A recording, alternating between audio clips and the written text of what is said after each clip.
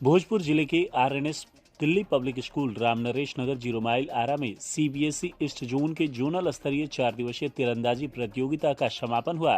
इस अवसर पर पुलिस अधीक्षक संजय कुमार सिंह बतौर मुख्य अतिथि के रूप में शामिल हुए। उन्होंने अपने अभिभाषण में समस्त प्रतिभागियों का मनोबल ऊंचा किया। पुलिस अधीक्षक ने तीरंदाजी करके अपने खेल प्रेम का भी आनंद लिया।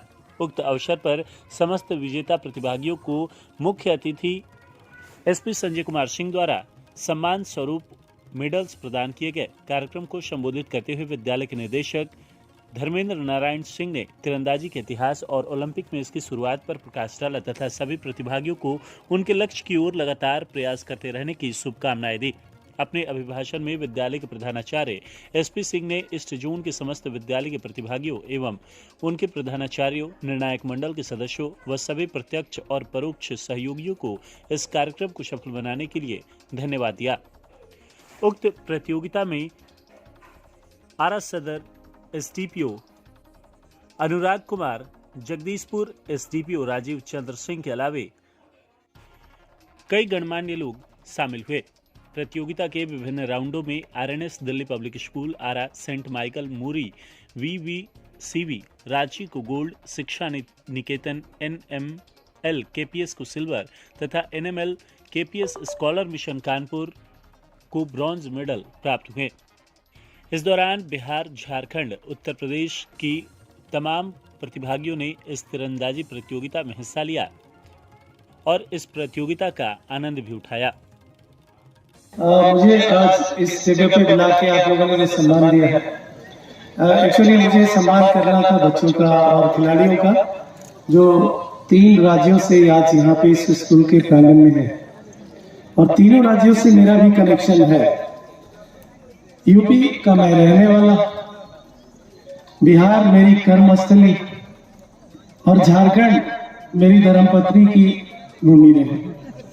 तो इसलिए सारे स्टूडेंट और जो यहाँ पे खिलाड़ी हैं, आप सभी लोगों को आपके बीच में मुझे पाके अच्छा लग रहा है और उससे भी ज्यादा अच्छा लग रहा है कि मेरी पत्नी भी स्पोर्ट्समैन रही है, जूनियर में नेशनल लेवल तक गई है और झारखंड की धरती से आर्चरी में जो लोग आए होंगे मुझे पता नहीं, खड़े हो जाते तो मुझे देखने में थोड़ी सहूलियत होती।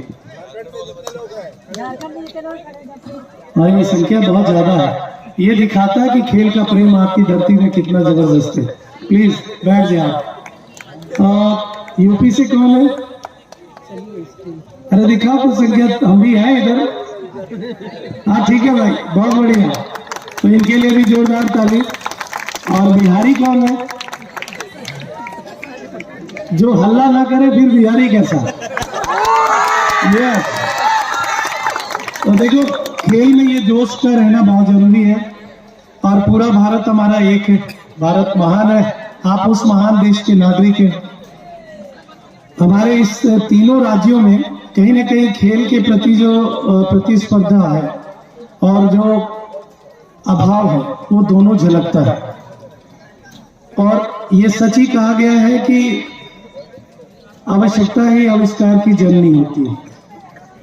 तो आप यदि चाहेंगे कि आपको किसी जगह पे रिकॉग्निशन मिले, पहचान स्थापित करें, वो आपकी आवश्यकता बन जाएगी, तो रास्ते आपके खुद ब खुद निकल आएंगे।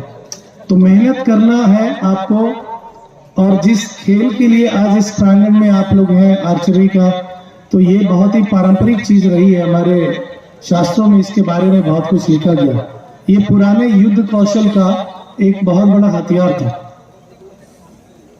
और गुरुओं की पहचान होती थी। जितना बड़ा जो धनुर्धर होता था और उसका गुरु उतना ही महान होता था।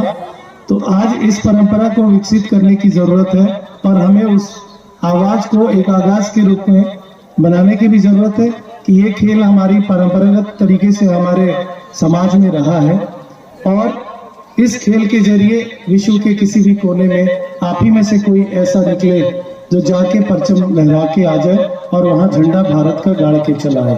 तो ये हम चाहेंगे कि जो हमारे प्रशिक्षक हैं, आप सभी लोग इन बच्चों की भावनाओं को ध्यान में रखें। पुरुष महिला यानी कि दोनों वर्ग में उनको सुरक्षित भी रखें, उनको एक अच्छा माहौल दें। क्योंकि पुलिस के नजरिए से मैं यदि कह सकता हूं, हमारी बच्ची ने भी बैडमिंटन में जूनियर लेवल नेशनल में रिप्रेजेंट किया है, लेकिन मुझे थोड़ा अफसोस इस बात का होता है कि जो माहौल चाहिए, जो सुरक्षा चाहिए, वो उसमें कहीं ना कहीं हमने कमी पाई थी। इसकी वजह से हमने रोका उसको कि शायद इसकी जर्नी बहुत सुरक्षित मुझे नहीं लग रही थी, हम बहुत समय नहीं दे पा रहे थे। तो यहाँ पे जितनी भी बच्चे आए हैं, एक दूसरे को खिलाड़ी के तौर पे पूरा सुरक्षित माहौल देना भी आपका काम है। कहीं से भी आप आए हैं, उनको सुरक्षित लाएं और ले जाएं, और खेल की भावना से खेल को लें। यदि आप खेल की भावना से लेंगे तो पदक क्या, सम्मान क्या, वो सब आपके कदमों के नीचे होंगे, वो आ जाएंगे। बिल्कुल आपको खुद चलना नहीं पड़ेगा, वो खुद आपके पास चल के आ जाएंगे। वो जज्बा आपको विकसित करने की जरूरत है। तो ताली इतनी जोर से बजाओ कि पता चल जाए आरएनएस किस प्रांगण में है। मेरी ढेर सारी शुभकामनाएं। आप सभी लोग बहुत अच्छा करें और अपना प्रण एक लेके जाए, संकल्प यहाँ से लें कि जिस जगह पे आप परफॉर्म करने जाएंगे, ये ईस्ट जोनल जो मेरी जानकारी है उसके अनुरूप जहाँ पे भी आप जिस प्लेटफॉर्म पे आप जाएंगे, तो आप कम से कम जो हमने 4 तमगा दिया है ना सोने का, वो वापस लेकर आएंगे और इसे कहीं बड़ा लेकर आएंगे। तो उसका जज्बा विकसित करिए।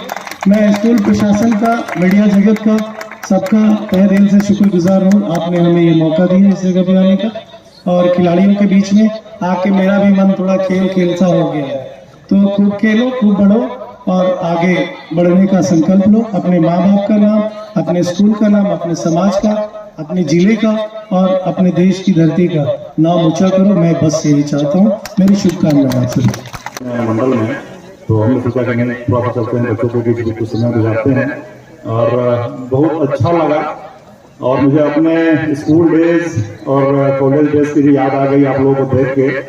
हालांकि मेरा स्कूलिंग तो बहुत छोटे से गांव से हुआ था, और जो गांव में भी जो स्पोर्ट्स बच्चे उस समय खेलते थे वो भी किसी मायने में कम नहीं है आज के बच्चे जो स्पोर्ट्स खेलते हैं। उस समय हम लोग जो वो खेलते थे दोला पाती, कबड्डी, और वो सब चीज़ें भी जो है कम नहीं है आज के इन स्पोर्ट्स से। और जो हम लोग आजकल के बड़े बड़े स्विमिंग पूल्स में स्विमिंग करते हैं, वहाँ पर हम लोग तालाबों में और नदियों में स्विमिंग सीखे थे, तो वो उसमें कहीं ज़्यादा स्किल्स की जरूरत थी। तो मतलब कहीं भी हम रहे, चाहे गांव हो, चाहे स्कूल हो, कैसा भी माहौल हो, चाहे प्राइवेट स्कूल हो या सरकारी स्कूल हो, अगर हम चाहें तो वहाँ पर पढ़ाई के अलावा भी जो ये एक्टिविटी जिसमें एक्सेल कर सकते हैं। अब हमारे गांव के ही एक बच्चा था और उसकी मदर टीचर थी। वो गाने के लिए उसको प्रेरित किया गया था, तो हर एक सैटरडे को वो आके गाता था। और आज के डेट में जब हमने बिहार पुलिस सेवा ज्वाइन किया तो फॉर्चुनेटली वो मेरा रूम पार्टनर मिला, और बहुत अच्छा वो गाता है हर फंक्शन में। तो उसकी एक पहचान वहाँ के गांव के गाने वाले स्कूल के बच्चे के नाम से हुई। जब भी कोई पूछता है तो अच्छा हाँ वही लड़का है जो उनकी बड़ा अच्छा गावत रहे। तो ये माँ सरस्वती का ऐसा वो है कि जो तपस्या करेगा उसको उपलब्धि मिलेगी, चाहे वो एकेडमिक्स हो, चाहे वो फाइन आर्ट्स हो, स्पोर्ट्स हो, म्यूजिक हो, डांस हो। तो ये एक रियली में बहुत ही एक तपस्या है, और तपस्या तब तक नहीं प्राप्त की जा सकती है जब तक कि टीचर्स का सहयोग ना हो उसमें। और जो बच्चे हैं, जो खास करके जो ट्रेन टीचर हैं जो बच्चों को ट्रेन करते हैं, उनका भी गाइडेंस जरूरी है। और बच्चों में आपस में एक हेल्दी कंपटीशन सबसे जरूरी है। अब यहाँ पर ये नहीं कि आज बच्चा 1 नंबर पे आ गया तो थोड़ा सा वो अपने आप को सारा समझने लगा कि मैं तो 1 नंबर हूँ, तुम तो 3 नंबर हो, 2 नंबर हो, क्या तुम्हारा तो कोई स्थानीय नहीं है, तुम पार्टिसिपेंट हो। ये फीलिंग को बिल्कुल आगे ये कंटिन्यू नहीं कर सकते, सस्टेन नहीं कर सकती है। क्योंकि जिस हमें माइंडसेट की जरूरत है इस तपस्या में, उसमें बिल्कुल हेल्दी कंपटीशन और एक कोऑपरेशन की भावना होनी चाहिए। Only that can sustain and lead you to achieve greater success in your life. और जो स्पोर्ट्स का मैंने देखा बच्चों में, ये रियली में एक छोटे छोटे सब तपस्वी हैं, इनको बहुत सारी सेक्रीफाइसेस करनी पड़ती हैं। इसमें उनको एक टाइम टेबल के हिसाब से सोना, जगना, एक्सरसाइज करना, फूड हैबिट्स पे ध्यान देना, ताकि उनका फिजिकल और मेंटल कंडीशनिंग इस तरह से हो सके कि वो अच्छा परफॉर्म कर सके स्पोर्ट्स में और अपने टारगेट को अचीव कर सके। मैंने देखा है इसमें बेसिकली ये जो लगता है कि स्पोर्ट्स में जैसे दौड़ है, मैं जब गया था, मैंने अपनी इंजीनियरिंग की पढ़ाई NIT जमशेदपुर से किया था, जो आदित्यपुर में है। तो वहां पर इंजीनियर्स एडवेंचर क्लब के लिए सिलेक्शन होते थे, तो उसमें पहले क्रॉस कंट्री रन होता था 28 किलोमीटर का, और उसके बाद से फिर रिटन टेस्ट होता था, और फिर फाइनली उसमें से करीब 15 लोगों का सिलेक्शन होता था। तो मैं दौड़ वगैरह में तो बहुत पहले से कुछ खास स्किल्स नहीं थे। उसका टेस्ट के करीब 15-20 मिनट पहले मैंने शुरू किया और अपने आप को कंडीशनिंग कर लिया कि नहीं, हमको इस स्पीड से चलना है और इसको हमको मेंटेन रखना है। तो मैंने फाइनली उसमें 125 लोगों में जब पार्टिसिपेट किया तो 5वां पोजीशन आया, जिसमें कि बहुत सारे नेशनल लेवल और स्टेट लेवल के भी उसमें एथलेटिक वाले शामिल थे। बट उनको मैंने पछाड़ते हुए 5th पोजीशन लाया। तो उसमें मैंने देखा कि it was basically a mental race, not a physical race. तो जब एक बार आप मेंटली डिटरमाइंड हो जाते हैं, then things comes in your favour. आप वैसे ही बॉडी का भी कंडीशनिंग कर लेते हैं और फिर वैसे ही आप एक माहौल आपके साथ बन जाता है कि आप उसको अचीव कर पाते हैं। तो इस चीजों का ध्यान रखना है। और वो मेंटल कंडीशनिंग जैसे कि मैं बता रहा हूँ, एक तपस्या है, और तपस्या के लिए कहीं से भी किसी प्रकार का उसमें जो सेल्फिशनेस है ये नहीं होनी चाहिए, और एक दूसरे को ऑपरेशन चाहिए, हेल्प चाहिए, एक टीम वर्क होता है ये। और यही चीजें हमको सीखनी है, और यही चीजें हमको आगे लाइफ में भी, हम जिस सेक्टर में जाएं, अपने करियर में, अपने फैमिली में, सोसाइटी में, जहां भी हम रहें, तो ये टीम वर्क ही बेसिकली हमको एक अच्छा ह्यूमन पर्सन बनाता है और हम सफलता प्राप्त करते हैं। बहुत बहुत धन्यवाद फिर से सभी का। I wish